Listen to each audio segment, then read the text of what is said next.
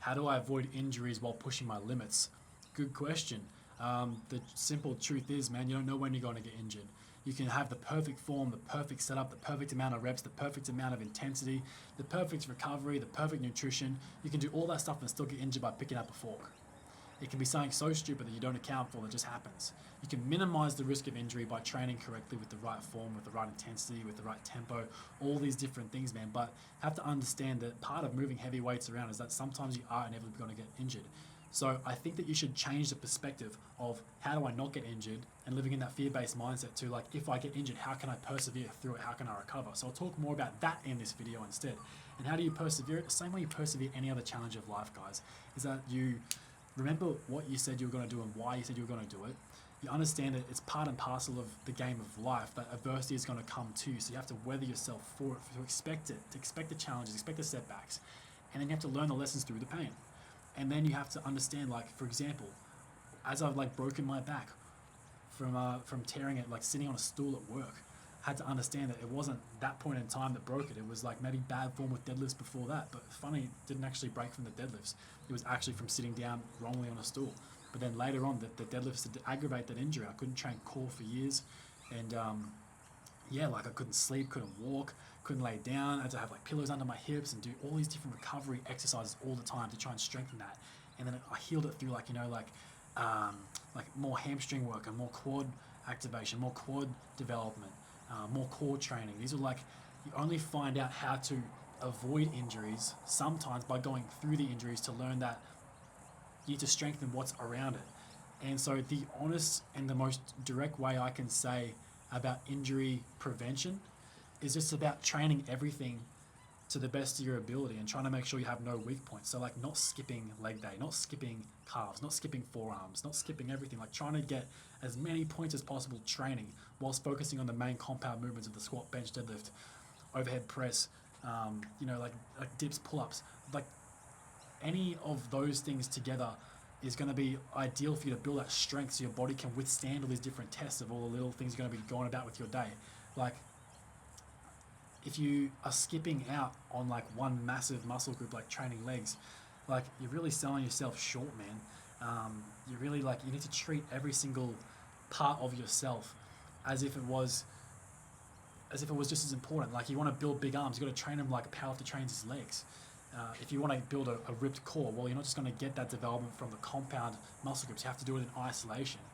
So avoiding injuries, guys, like I said, you can do everything right, but just know like it's probably going to happen, especially if you want to be great at bodybuilding or great at powerlifting. Like things just happen.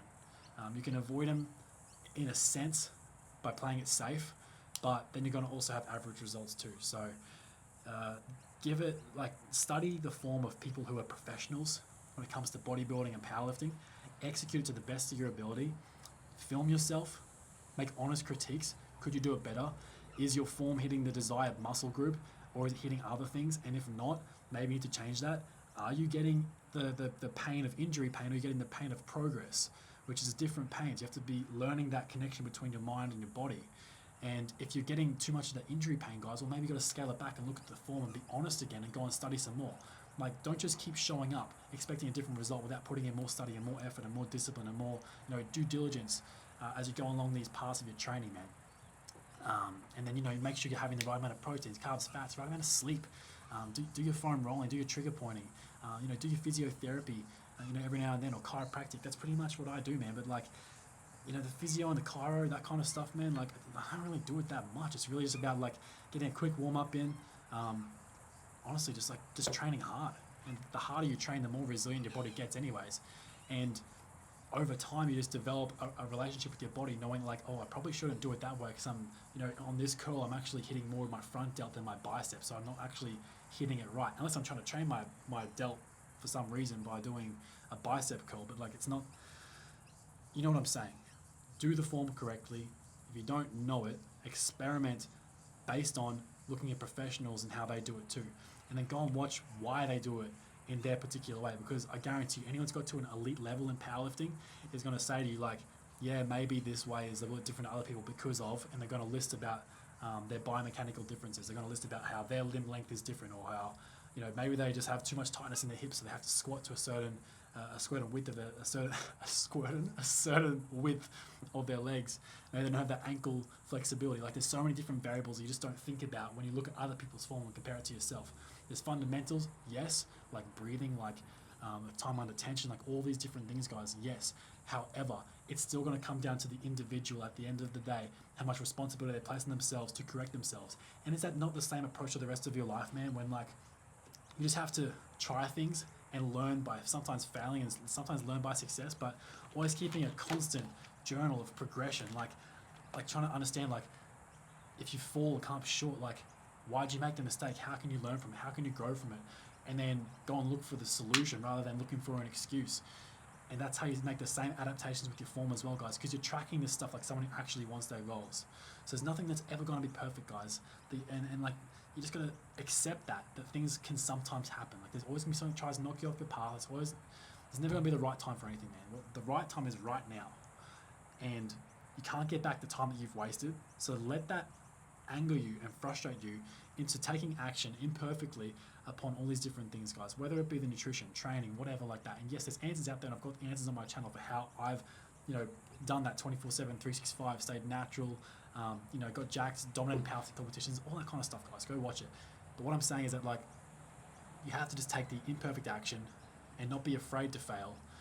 And if you're not afraid to fail, then you can push yourself to limits where you can actually hit the true failure, which is not always getting injured, but it's the failure point where you realize, like, you could have done 10 more reps than that. So you're missing out on all that growth that you could have had you not been such afraid to feel that pain.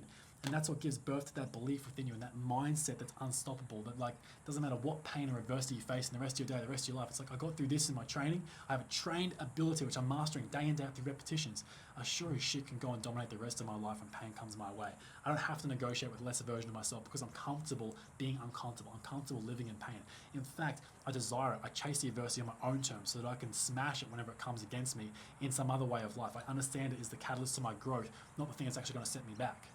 So alter the perspective to see pain as a gift, to see sometimes injuries can be a gift, especially for me, like in my training, when I've torn my quads and stuff, generally it's been because I haven't been resting enough, haven't been prioritizing my time with God. There's a lesson that I've got to have in that pain that it's like, all right, how can I do this better? How can I change my form? Maybe I was thinking about too much about the wrong thing that put me in the path of anger rather than, all right, there's so many different lessons that I've had to learn by this, guys. And it's always going to come back to how can you make it better for next time. So when you fail next time, you don't repeat the mistake, because then if you repeat it, it becomes a choice, So you try not to make the same mistake, aka the choice, the second time. How fast you can learn by how fast you can take responsibility and accountability for why you came up short. And that's going to be the solution for you, man. So yeah, give it everything you've got. Don't be afraid to fail. And if you fall down, get back up and go again. Let's get it.